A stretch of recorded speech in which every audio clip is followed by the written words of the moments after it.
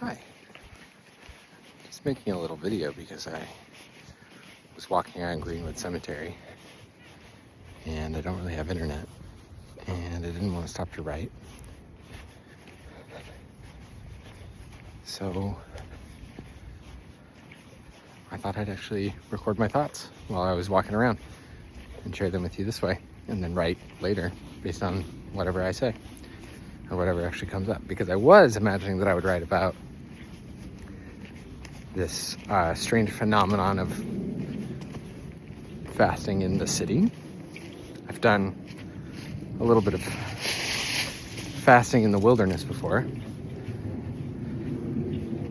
and it has always felt to me like that is the appropriate place to be fasting, the wilderness. Whereas everything about the city makes the experience of hunger or fasting an irritant. It's like really hard to feel like there's any real meaning behind a fast when you're surrounded by convenience and food and noise and busyness and machines. Fasting feels a little bit more appropriate to a natural environment or setting where there are animals and plants kind of abiding, coexisting, sometimes eating each other. But I'm walking through the cemetery and I'm feeling a little bit of the reprieve from the city. In fact, the only thing that I can hear of the city right now is a plane overhead. And I feel like I'm in good company. I was talking a little bit with my friend Anthony yesterday about art, and we were writing to each other. He was responding to this work.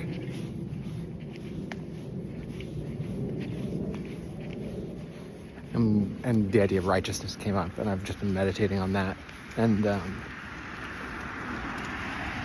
contemplating like what is the antidote to righteousness, especially in a context where like one has the privilege to be in a position where I'm like intentionally spending hours of my day in like limited self-deprivation and then publicizing that to the world in a way that invites people to, also sacrifice. That quickly gets into some pretty hairy territory. And especially because of I just have a number of positional privileges that specifically make hunger feel like a bit of like a vexing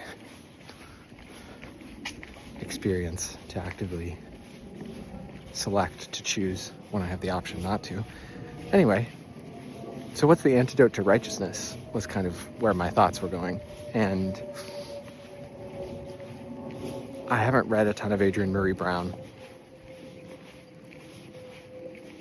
so I don't know that she said anything explicitly like this, or if I'm incidentally or coincidentally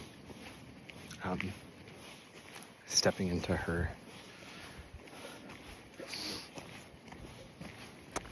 work around pleasure activism. But I do think it's pleasure. I think that's complicated.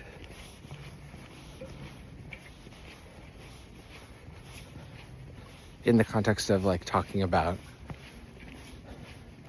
suffering, or any instance when we are engaging in suffering on others' behalf, or assuming a posture of suffering on behalf of others who have no choice.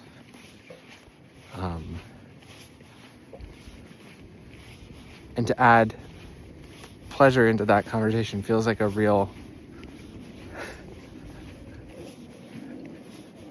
potential trap, but I think there's something to it, and I think it has to do with it's maybe why I've been long attracted to like the sacred art of stand-up comics who are somehow able to marry some of the like great ills of society to a communal experience of laughter. That a thing we're somehow psychologically repressing or separating ourselves from or unwilling to look at or unwilling to talk about suddenly becomes a thing about which we can laugh in community, even if it's uncomfortable. And sometimes the laughs are a reaction to our discomfort.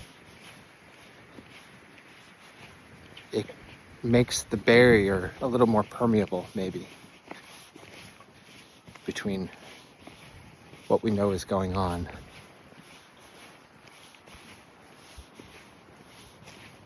that horrifies us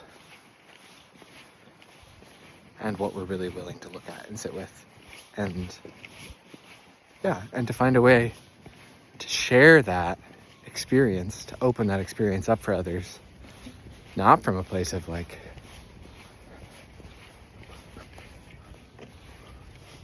moral superiority or righteousness, but from a place of like invitation into pleasure. I managed to somehow talk about all this without actually doing it, without actually making any jokes or potentially even bringing any pleasure about. But thanks for coming along on this train of thought with me. I'm away from the computer today, so I'll post this when I can, and then potentially write further on about it. But if you have any thoughts, Anthony, or anyone else, I'd be really interested. Blessings. And I wish you a happy, bright, cold Sunday. Ramadan Mubarak.